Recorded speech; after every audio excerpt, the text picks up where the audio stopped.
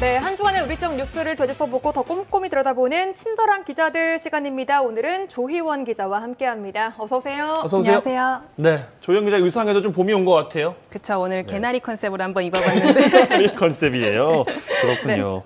네. 경칩도 뭐 지났고 이제 봄도 슬슬 와가는 게 느껴지는데 지역의 대학가들은 봄이 좀 싸늘한 것 같아요. 맞아요. 이제 곧 벚꽃이 필 텐데 벚꽃 피는 순서대로 대학이 망한다라는 말씀 들어보셨잖아요. 네. 이 말을 실감한 한 해였기 때문에 대학들의 표정은 밝지가 않았습니다.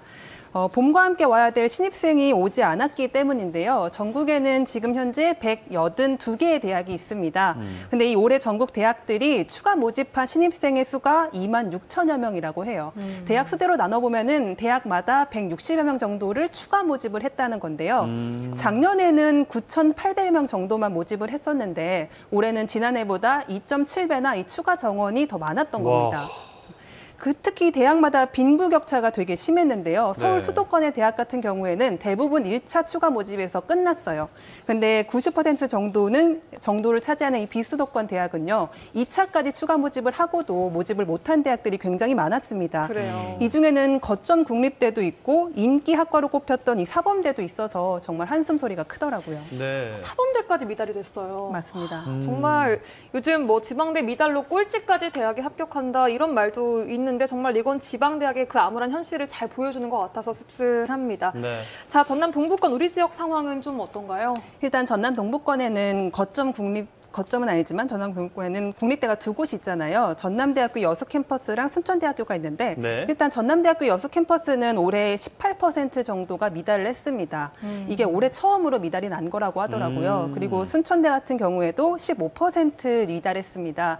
두 국립대가 이 정도니까 전문대는 정말 심각하겠죠. 네. 그나마 좀 모집이 잘 된다고 꼽히는 청암대학교 같은 경우에도 25% 정도가 미달을 했습니다. 나머지 광양보건대와 순천제일대와 또 한려대는 더 심각한 수준이라고 해요. 전국의 이 지방대 평균을 보면요. 모집 정원의 20%, 30% 정도를 채우지 못한 대학들이 거의 대부분이라고 하고요. 심지어 어떤 대학은 절반도 채우지 못했다고 합니다.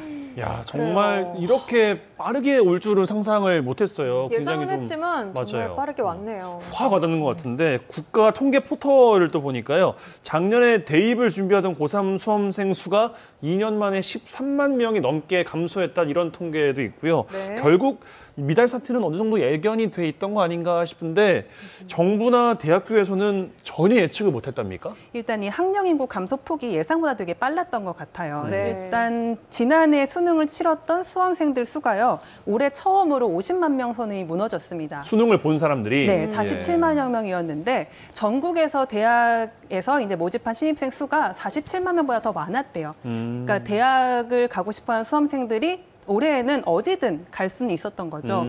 그리고 이렇게 정말 감소폭이 컸던 게 올해는 코로나19 상황이 있었잖아요. 네. 근데 코로나 때문에 재수를 선택하거나 아예 등록을 안 한 학생들이 그래요. 급격하게 늘어났다고 하더라고요. 그리고 지역 같은 경우에는 이제 대학들이 외국인 유학생들을 유치하는 경우가 굉장히 많은데 코로나 상황 때문에 올 수가 없으니까 그러네요. 네, 일단 그 인원도 줄어들어서 그 굉장히 비중도 꽤 좀 컸을 텐데. 쇼크가 있었던 것 같습니다. 네. 또 하나는 사실 학령 인구를 감소한 사태를 알아도 대비하기가 쉽지 않다는 건데요. 생각해보면 수도권 대학에서 정원을 줄여야 이 학생들이 지역으로 내려올 거잖아요. 네. 근데 수도권 대학들이 정원을 줄이질 않습니다. 바로 이제 등록금이 곧 운영 자금으로 연결되기 때문인데요. 그래서 지역 대학들도 이 미달할 걸 알지만 혹시나 해서 정원을 줄이지 않는 경우가 많습니다. 그럼 결국에는 정부가 이거를 보존을 해주면 어느 정도 운영이 될 수 있어요. 근데 뭐 한두 군데여야죠. 한두 군데가 아니라는 데 문제가 있습니다. 3년 뒤인 2024년이 되면요. 지방사립대의 등록금 수입이 2018년보다 4분의 1이 줄어들 거라고 해요. 그러니까 지금도 이 정도까지는 아니지만 굉장히 심각해서 그 규모가 되게 어마어마하다는 걸 한번 짐작해 보실 수 있을 것 같습니다. 네. 네, 그래요. 이런 지역 대학들의 미달 사태는 뭐 지역 대학의 위기이자 곧 지역의 위기가 될 수 있다고 생각이 들거든요. 이에 따라 어떤 문제들이 지역에서는 좀 발생을 할 거라고 예상을 하시는지. 일단 예를 한번 들어보면요. 2040년이 된다고 생각을 해보면은 그때 만 18세 학령 인구가 28만 4천여 명이 돼요. 더 많이 줄어드네요. 네, 20만 명이 거의 줄어드네요. 50만 명에서 절반 거의 정도 절반 가까이 반토막이 줄는데 나는 건데요. 같은 해 수도권 대학의 입학 정원은 19만여 명입니다. 그리고 지방 국공립대 입학 정원은 6만여 명이고요. 다 차는데요, 거의? 네, 경찰대학, 특수대학교까지 하면 정말로 다 찹니다. 한 27만 명 정도가 빠져서 네. 2040년이 되면은 지역의 학생들이 전부 다 수도권으로 올라갈 수 있게 된다는 거죠. 그럼 올해 태어난 아기가 대학 갈 때쯤 되면은 그렇게 된다는 말씀이시잖아요. 그렇죠. 네, 그러면은 지방 국립대들은 뭐 학생이 오질 않으니까 문을 닫아야겠죠.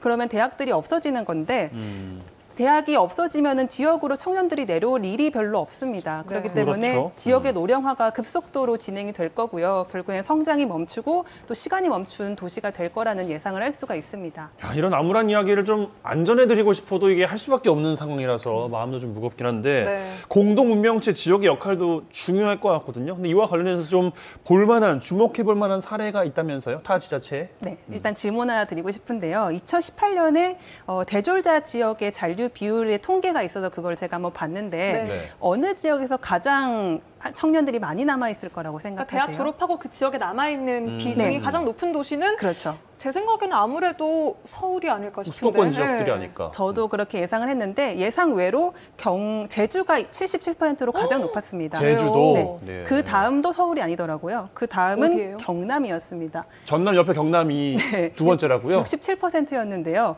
물론 여러 가지 요인이 있겠지만 전문가들은 경남형 일자리도 한몫을 한 것으로 보고 있었습니다. 네. 경남도 같은 경우에는요, LG전자, 창원 등 지역 대기업이랑 지역 대학들이랑 매칭을 시켜서 대학 신입생들이 졸업을 하면은 이 대기업의 신입사원으로 들어갈 수 있도록 제도를 운영을 하고 있어요. 네. 근데 모두 다 데려가는 건 아니고요. 물론 어느 정도 학점을 채우고 또 자격증도 짜고 여러 가지 시험을 통과하면 이제 데려가는 건데요. 기업들도 이제 어느 정도 수준을 충족한 학생들이 오니까 만족을 하고 학생들도 일자리를 얻게 되니까 굉장히 큰 호응이 있습니다. 그렇겠어요. 네. 그럼 돌아가서 아까 그 통계에서 전남은 과연 몇 위나 했을까요? 꼴찌는 아니었으면 좋겠어요. 50 이하일 것 같은데. 네, 꼴찌였습니다. 전국 아이고. 최하위 수준이었는데요. 네. 이 같은 통계에서 39%를 기록했습니다. 39%. 네, 경남의 절반에 가까운 거죠. 네. 네, 그마저도 매년 감소하고 있다는 게 문제인데요.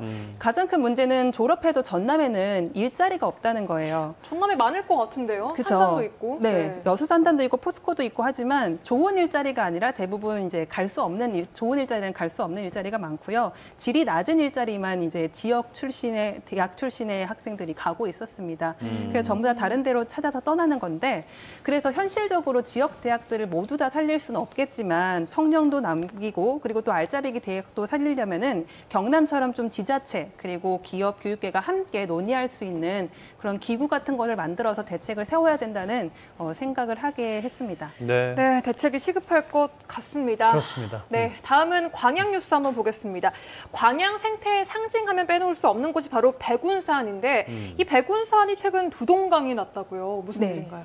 백운산에서 지금 현재 임도를 확장하고 또 개설하는 공사가 진행이 되고 있어요. 이 임도라는 거는 산림을 보호하기 위해서 이제 산불이 났을 때 차가 지나다닐 수 있도록 그리고 주변에 이제 마을 주민분들이 벌목을 하거나 뭐 여러 가지를 할 때 편의를 봐주기 위해서 낸 길입니다. 근데 이 광양시가 이 임도 폭을 확장하고 또 길이를 늘리는 공사를 지나치게 하고 있어서 난개발 논란이 불거진 건데요. 네네. 제가 제보를 받고 현장에 가봤더니 멀리서 봤을 때 정말 산 허리가 잘려나간 것처럼 이렇게 붉은색 줄이 딱 보이더라고요. 네. 가까이 이제 올라가 보니까 아까운 나무들이 정말 너무 많이 벌목이 돼서 버려져 있었고요. 지금 저 그림인가요? 맞습니다. 네. 저기 멀리서 보면은 정말 허리를 이렇게 관통하는 것처럼 보여요, 저렇게. 오. 보통은 저거보다 더 얇은가 보죠? 그렇죠. 보통은 잘 안 보이게 해야지. 안 보이게. 저렇게 멀리서까지 보이는 건 폭이 상당히 넓다는 거를 짐작할 수 있을 그렇네요. 텐데요. 보니까. 보통 차가 다니더라도 3m 정도면 충분한데 가보니까 넓게는 한 6m, 7m까지도 폭이 넓었습니다. 근데 중요한 건요, 백운산은 멸종 위기종을 포함해서 1000여 동이 넘는 동식물이 살고 있는 산이에요. 고로쇠도 채취해야 되잖아요. 맞아요. 또. 그래서 저렇게 파헤쳐 놓으면은 과연 동식물들에게 영향이 없을까라는 의문이 들었습니다. 있을 것 같은데요. 근데 그러니까요. 광양시도 백운산을 거의 뭐 대표 관광 자원화하고 있는 입장이고 소득 자원도 만만치 않은 상황일 텐데 글쎄 왜 이렇게 되는지 광양시는 뭐 어떤 입장을 내놨나요? 취재를 했을 때 가장 강조한 거는 산불 예방을 위해서다였습니다. 그러니까 산불이 났을 때 소방차가 잘 다니게 하기 위해서라는 거였는데요. 네. 그리고 주민들이 백운산을 더 찾을 수 있게 나중엔 저기 조성해서 둘레길을 만들 거다 이런 얘기를 하더라고요. 근데 이제 환경단체 측에서는 요즘 산불 누가 차 타고 가서 끄냐, 보통 헬기로 가서 끄지 않냐 이런 그것도 말씀도 맞죠. 하시고요. 그렇겠네요. 그리고 또 주민들의 둘레길을 저렇게까지 넓게 할 필요는 없다 이렇게 주장을 하고 있어서 여러 차례 계속 물어봤더니 이 백운산 근처에 말씀하신 고로쇠를 채취하는 주민분들이 불편하다고 길을 좀 넓혀달라는 민원이 상당히 많았다고 해요. 네. 그런 것도 어느 정도 영향이 있었던 것 같습니다. 네, 그렇다고 해도 이 백운산은 국립공원 지정으로 논의가 될 정도로 그 생태적 가치를 그동안 인정을 받아온 그런 곳인데 그런 곳에 이렇게 넓은 길을 내는 게 지자체 그 판단 하나로 이렇게 쉽게 이루어질 수 있는 건가요? 저도 취재하면서 알게 된 건데 이 산에도 산주가 있더라고요. 있죠, 산주가 네네네. 있죠. 네. 근데 이 길을 내고 있는 곳이 사유지에 해당을 합니다. 그래요. 네. 그래서 현재 백운산 구규림은 서울대학교가 소유를 하고 있어요. 네. 그래서 이 소유자인 서울대학교의 허가를 받으면 인도공사가 가능한 할 수는 겁니다. 있다. 네네. 예. 그래서 이런 사태를 우려해서 시민단체들은 10년 전부터 이 백운산을 사유지가 아니라 국립공원으로 지정해서 보존을 해야 된다라는 운동을 계속하고 있었어요. 네. 근데 벌써 10년이 넘도록 표류만 하고 있었던 건데요. 이번 정부 들어서서 겨우 정말 겨우 기재부와 환경부가 협의해서 국립공원으로 지정하기로 부처 간의 협의를 마쳤었습니다. 마쳤어요. 근데 광양시에서 이 지정을 아직도 안 하고 있는 건데요. 그러고 나서 이렇게 문제가 불거지니까 환경단체나 시민단체들은 광양시가 백운산의 생태적 가치를 너무 등한시한다라는 지적을 할 수밖에 없는 거고요. 실제로 이번 공사가 진행될 때 광양시는 이 환경 영향 평가는 하지 않았고요. 공사의 경제성을 따져보는 타당성 평가만 시행한 채로 진행을 했던 걸로 이제 확인이 됐습니다. 네. 그래서 이 환경은 근데 한번 훼손하면은 복구하기까지 시간이 상당히 오래 걸리잖아요. 그래서 광양시가 정말 말씀하신 것처럼 생태의 보고라고 백운산을 말할 거면은 이걸 조금 더 보존을 해야 된다는 게 환경단체의 입장이고요. 정말로 이 지역 주민들의 민원 해결이 목적이었다면은 좀 심각하게 되돌아봐야 되는 사업이 아닌가라는 생각이 들었습니다. 네. 그렇습니다. 그렇군요. 이렇게 오늘 마무리를 해보겠습니다. 친절한 기자들 조희원 기자와 이번 주 함께했습니다. 고맙습니다. 고맙습니다.